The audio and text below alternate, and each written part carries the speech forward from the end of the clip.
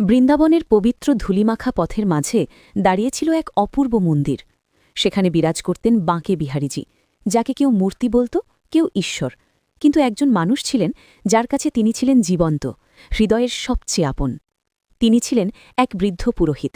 বছরের পর বছর ধরে তিনি একাগ্র ভক্তি দিয়ে সেবা করে গেছেন তার প্রভুকে। তার কাছে বিহারীজি মানে বন্ধু, সন্তান, প্রভু, সবকিছু।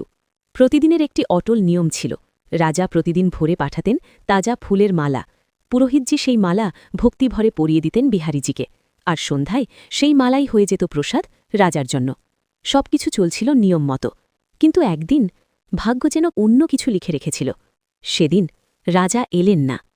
নীরব মন্দিরে প্রদীপের আলোয় পুরোহিতজির মনে হঠাৎ এক ইচ্ছা জাগল।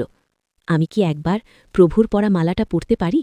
এই ইচ্ছা কোনো অহংকার নয়, এ ছিল ভালোবাসার নিবিড় ভক্তির এক ক্ষুদ্র আকাঙ্ক্ষা। ধীরে ধীরে তিনি মালাটি নিজের গলায় তুলে নিলেন, চোখ বন্ধ করে অনুভব করলেন প্রভুর সান্নিধ্য। ঠিক তখনই দূর থেকে আওয়াজ এলো, মহারাজ আসছেন। হৃদয় কেঁপে উঠল।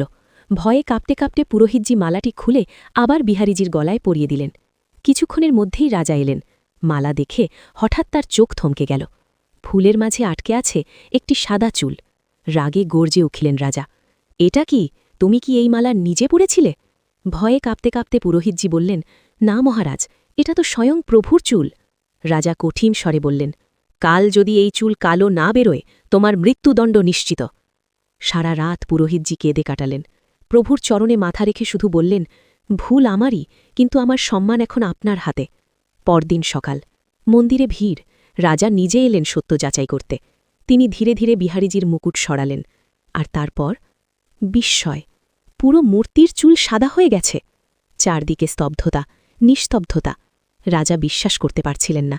তিনি একটি চুল টেনে ধরলেন, আর তখনই মূর্তি থেকে রক্ত ঝরতে লাগল। রাজা কেঁপে উঠলেন। ভয়ে, লজ্জায়, বিস্ময়ে তিনি মাটিতে লুটিয়ে পড়লেন।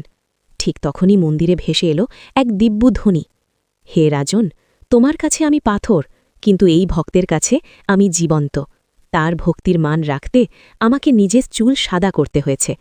সেই দিন রাজা বুঝলেন, ভগবানকে পাওয়া যায় না রাজশক্তি দিয়ে, পাওয়া যায় শুধু নিখাদ ভক্তি আর ভালোবাসায়।